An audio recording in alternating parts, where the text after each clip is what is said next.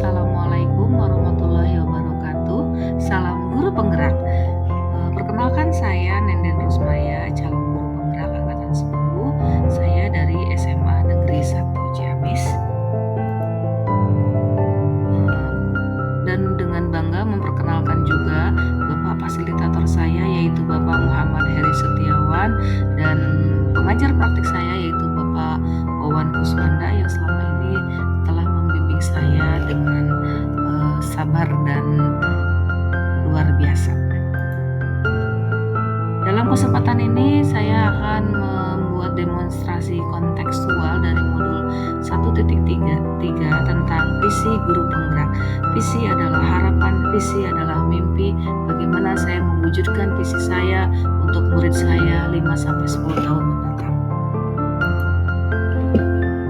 Dalam pendekatan visi ini saya menggunakan pendekatan inquiry apresiatif untuk merumuskan bagja.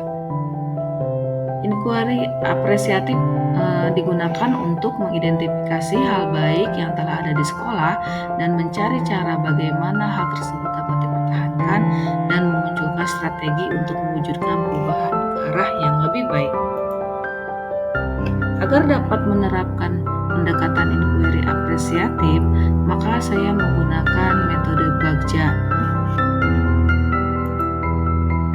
Nah, bagja sendiri adalah, kalau dalam bahasa Sunda adalah bahagia. Bagja adalah singkatan dari buat pertanyaan utama, ambil pelajaran, gali mimpi, jabarkan rencana, dan atur eksekusi. Langkah-langkah inilah yang akan saya gunakan untuk prakarsa perubahan saya. Bagja diawali dari buat pertanyaan utama. Apa sih pertanyaan utama? Pertanyaan utama dibuat untuk menentukan arah penyelidikan kekuatan atau aset atau potensi atau peluang yang ada di sekolah, mendefinisikan tujuan, memprovokasi atau menginisiasi perubahan. Kemudian ambil pelajaran, memandu bagaimana pengalaman positif dari tiap individu, kelompok atau komunitas lain yang sudah ada dan yang akan dikembangkan menjadi prakarsa perubahan. Kemudian gali mimpi berupa narasi keadaan ideal jika prakarsa perubahan telah terwujud, membuat bayangan dan gambaran masa depan yang membumi karena digali dari masa lalu yang positif. Maka berikutnya adalah jabarkan rencana, mengidentifikasi tindakan konkret atau menjabarkan langkah-langkah yang diperlukan, baik langkah sederhana atau berani berubah tuntut terobosan yang akan memudahkan keseluruhan proses pencapaian. Dan yang terakhir adalah atur eksekusi, yaitu menentukan siapa yang akan berperan dalam pengambilan keputusan, menyelaraskan interaksi setiap orang atau unsur yang terlibat, termasuk mengelola konflik atau resiko, memonitor, mengambil pembelajaran dari proses yang telah dilakukan. Visi guru penggerak yang telah saya rumuskan dan saya buat adalah mewujudkan peserta didik yang berakhlak mulia, bernalar kritis, mandiri, inovatif, dan mencintai lingkungan sejalan dengan penguatan profil pelajar Pancasila. Nah, dari salah satu visi yang telah saya buat, maka saya pada kesempatan ini membuat prakarsa perubahan, yaitu mewujudkan peserta didik yang mencintai lingkungan melalui program diet kantong plastik.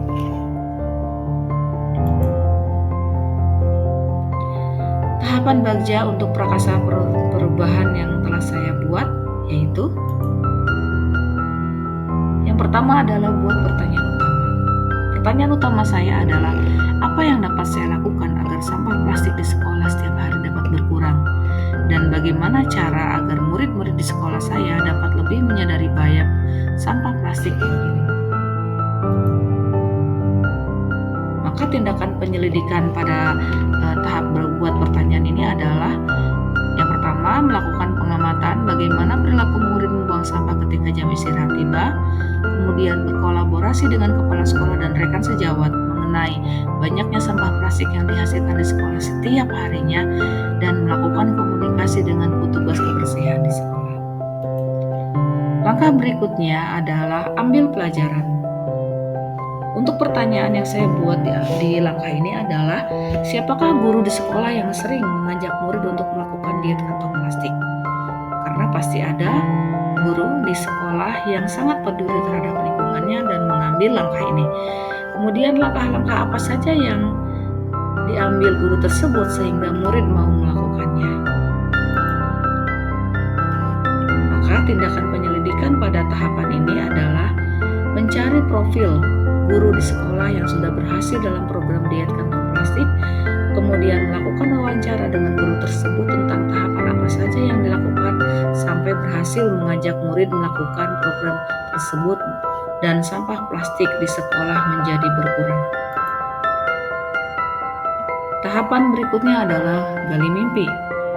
Di dalam tahapan ini pertanyaan-pertanyaan yang saya akan ajukan adalah, apakah kebiasaan-kebiasaan baru yang saya bayangkan terjadi jika sekolah saya benar-benar telah melakukan program diet kantong plastik? Bagaimana perasaan saya dan semua warga sekolah setelah program diet kantong plastik ini berhasil diwujudkan? Dan harapan-harapan saya pada lingkungan sekolah agar sekolah saya selalu bersih, nyaman, dan kondusif. Maka tindakan penyelidikan pada tahapan ini adalah, yang pertama, membuat deskripsi sikap saya terhadap lingkungan dan menyadari bahaya sampah plastik, menanyakan kepada warga sekolah tentang pentingnya program diet kantong plastik bagi bumi. Kemudian saya mendesain poster-poster tentang apa saja yang dapat dilakukan untuk mewujudkan sekolah bebas sampah plastik.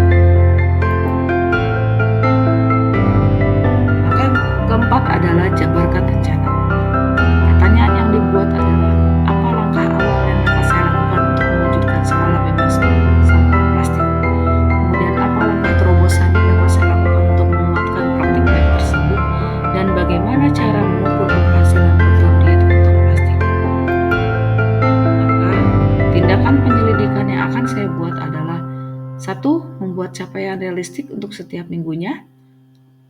2. Melakukan kampanye setiap masuk ke kelas di sela-sela pelajaran tentang bahaya kantong plastik. 3. Mengecek dan memastikan secara berkala kepada murid-murid untuk selalu membawa tumbler.